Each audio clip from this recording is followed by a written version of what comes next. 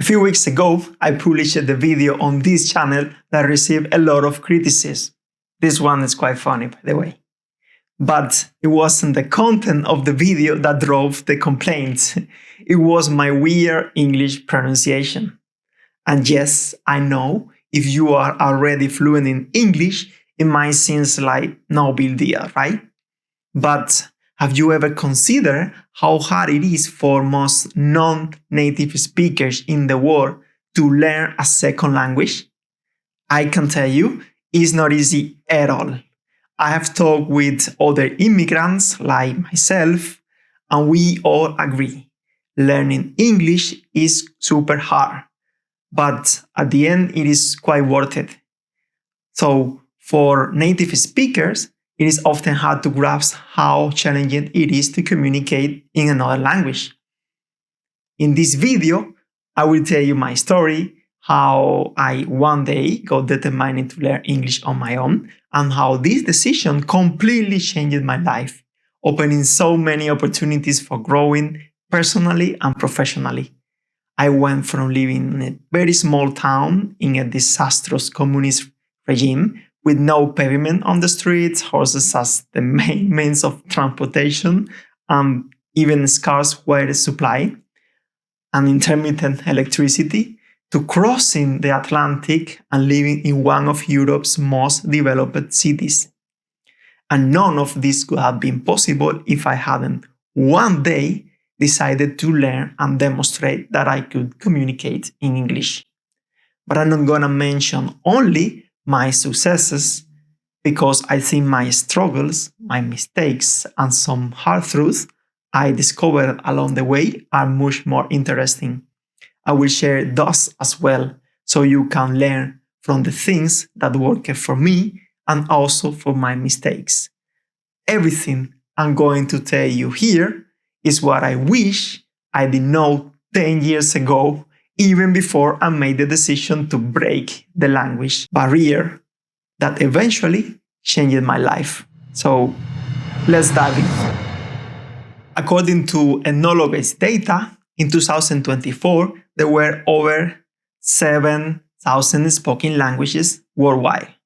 And the most common native languages are Mandarin Chinese, with approximately 939 million speakers, which is about 11% of the global population, followed by Spanish with around 485 million speakers, which constitute roughly 6%, and English approximately 4.9%. Yet, despite this linguistic diversity, approximately 1.5 billion people worldwide can speak English, with the majority being non-native speakers. This means that over 1 billion individuals use English as a second language. There is a dominance of English language articles in scientific literature. Today, 75% of all scientific publications are in English. In some fields, such as the natural and social sciences, over 95% of the papers are published in English. Nearly 80% of all indexed journals are in English. So there is no doubt that English is the absolute language for science and international communication. But why exactly? English became the language of science through a mix of history and social influence. In ancient times, scientific centers used the native languages. For example, cultural epicenters like China, Iraq, and Greece are well known for their scientific contributions in ancient times. But over the centuries, things started to change. And by the early 1900s, English, French, and German were the dominant languages of science, with each covering about a third of the scientific literature.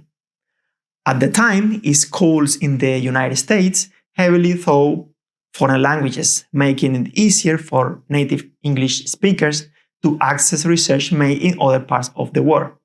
But after World War I, things shifted.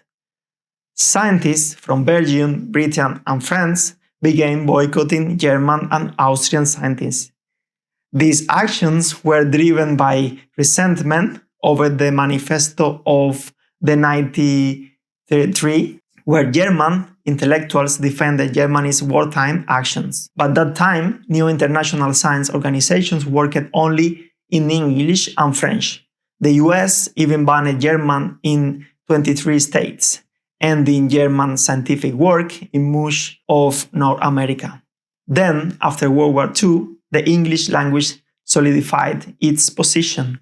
By the 1960s, around 40% of scientific papers were still published in French, German, or Russian.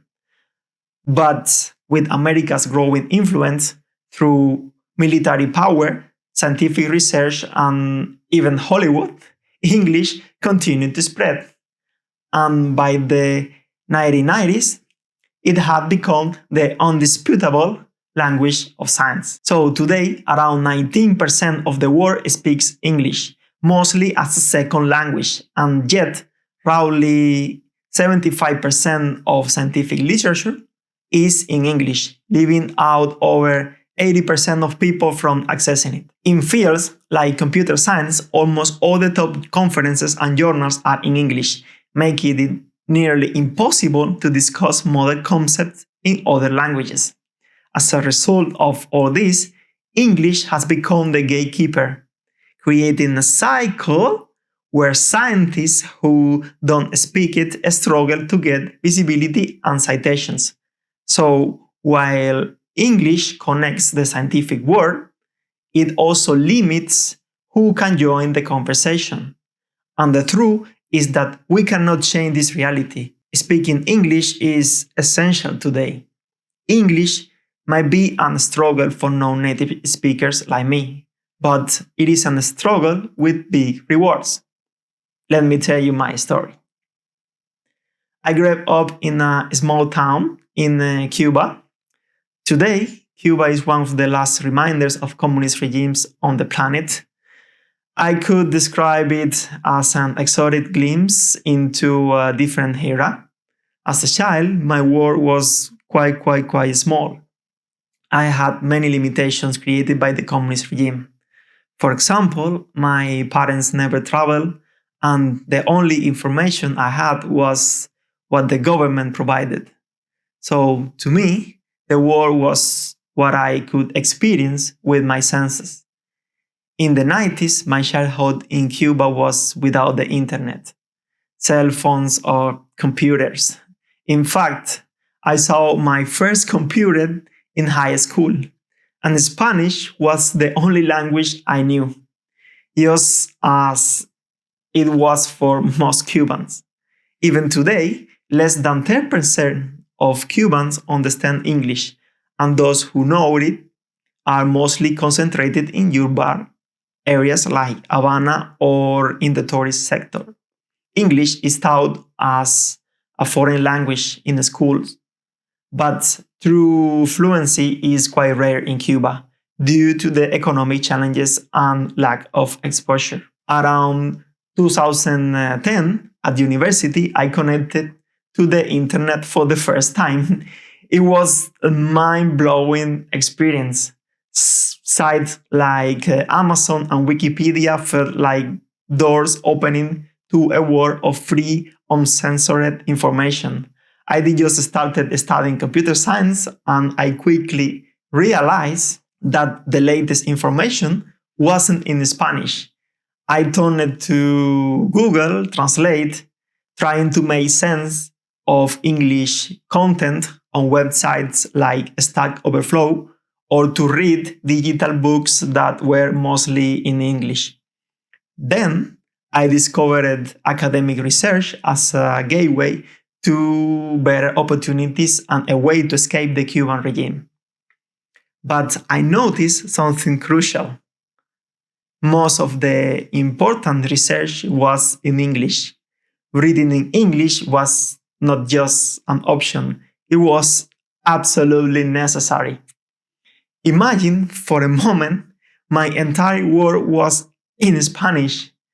Nevertheless, I wrote my first research paper in English basically using Google Translate and paraphrasing each sentence.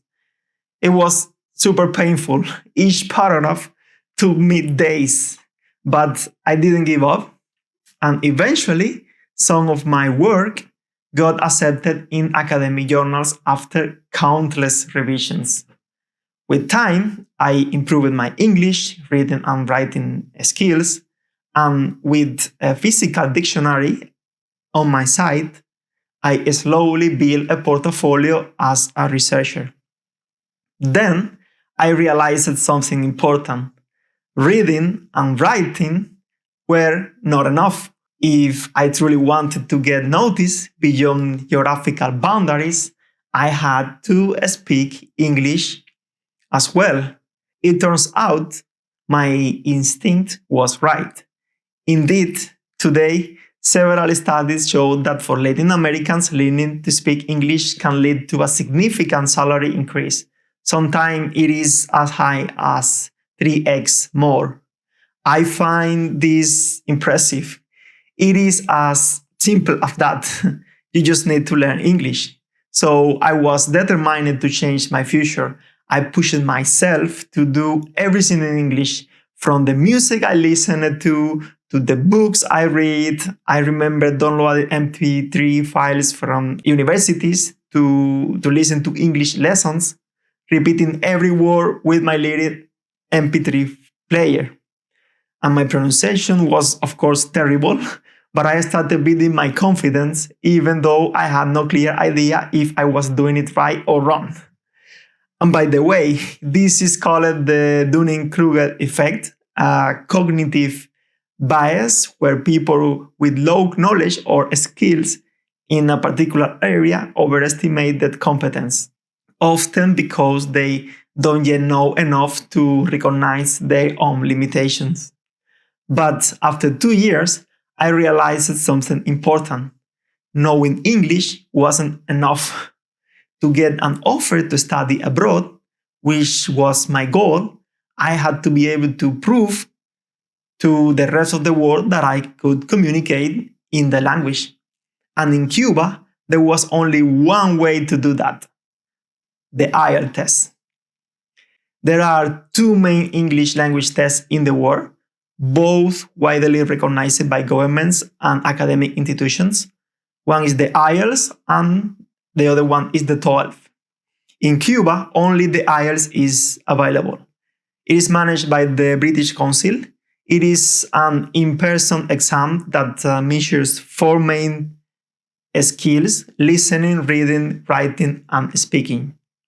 The scores range from 1 to 9, and different academic institutions set different minimum scores. But really, top universities often require a score of 6.5 or higher. But to be clear, IELTS is not easy at all. Getting above an 8 is really, really tough, and a perfect 9 is practically impossible. Even native speakers could score poorly because of the strict time constraints. For example, you have to listen to a recording for 30 minutes and then have only 10 minutes to answer 40 questions about it. And this type of test takes a lot of practice to master. So in my case, I signed up for the academic version of the test, which is even harder. And I remember going to see a private English teacher in Cuba to ask him to train me for the test. I knocked his door, walked in, and said, "Hello, I signed up for the IELTS test. It is in 1 month and I want to pass. Can you please train me?" And then he looked at me, let me in, and wrote 3 sentences on a board. Then he asked me to speak them out loud. And so I did. And after the first sentences, he started to chuckle. By the second, he stopped me and said, "I'm sorry, but you will need at least 1 year of intensive training to have a chance with the IELTS. Then I told him I didn't have that amount of time, and he shook his head, saying, then I can't help you because this kind of miracles doesn't exist. But that didn't stop me. I couldn't back up. I had already put all my money to pay for the test. So there was no way for me to give up. So I studied 24/7 alone in an apartment. I just woke up, spoke to myself in English, listened in English, wrote in English, read in English for 30 days. I prepared myself day and night. And in the end, I took the tests, and guess what? I scored 6.5. I did it because that was just enough for top universities. I wrote a blog post with more details about my preparation, and you will find it in the video description. So after the test, new opportunities opened up for me. I went straight into cold emailing professors from every corner of the world. And by that time, I had a few research papers to my name, a master's in computer science, and a decent IELTS score. But anyway, it took me months before I even got a response. I mean, I sent so many emails and applied to many PhD student positions in Europe, Latin America, and even Australia. And finally, after more than a year of doing this, I got a couple of offers for PhD positions. So in 2018, I arrived in Sweden as a PhD student. Sweden is the land where practically everyone speaks English way better than I could. I will never forget my first week as a PhD student. Being in an international university means hearing English spoken with every different accent under the sun. And one of my earliest experiences was a workshop where a Chinese student from my lab was presenting her research results. She was talking very, very fast for about 30 minutes, and I didn't catch it a single word. I mean, nothing, not a clue what she was saying. I got a 0 comprehension score that day. I sat there thinking how I am supposed to survive this if I cannot understand anyone around me. It was demoralizing, to say the least. Now, looking back, it is hilarious because I found that later that it wasn't just me. Her accent was so strong that even the other more senior students couldn't fully understand what she was saying. So eventually, with practice, she improved her pronunciation, and I got better at decoding accents from all over the world. And that's the beauty of an international environment.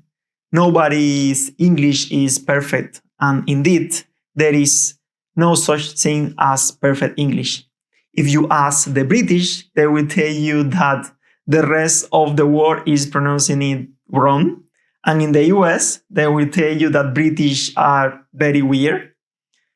I am, of course, very far from speaking English as a native speaker. I think it is very hard to achieve such a thing, but I probably don't need it anyway.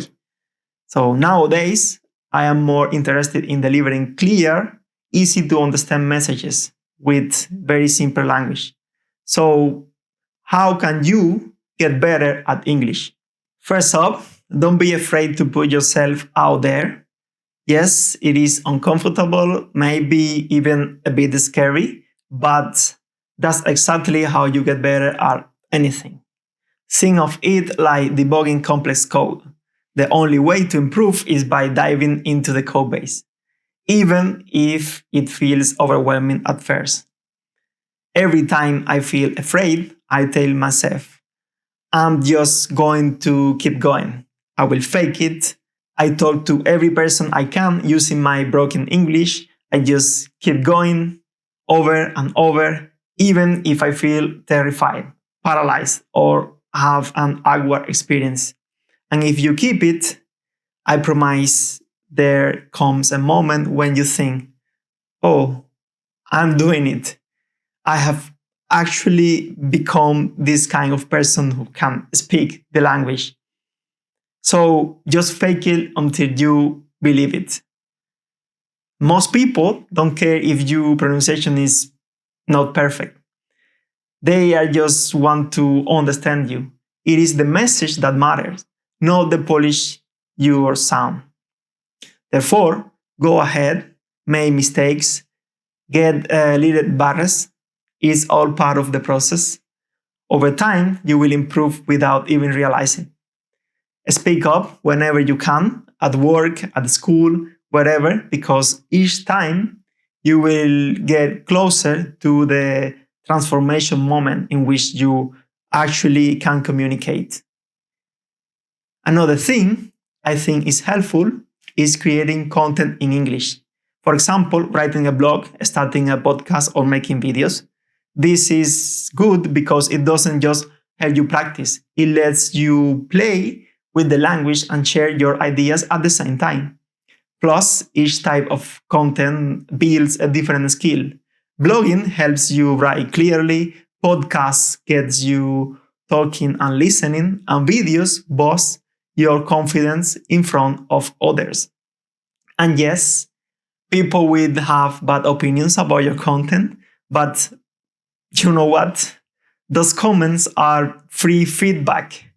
Each correction they suggest, like in the video I showed before, where I might mispronounce the word pseudoscience, is a piece of feedback and it's a chance to learn and improve. And before you know it, both your ideas and your English will get better. It happened to me, I think. Finally, let's talk about goals. To really improve, you need something specific to aim for. For example, that goal was freedom and prosperity, to break the chains of communist regime for me. And to reach it, I had to pass the IELTS test.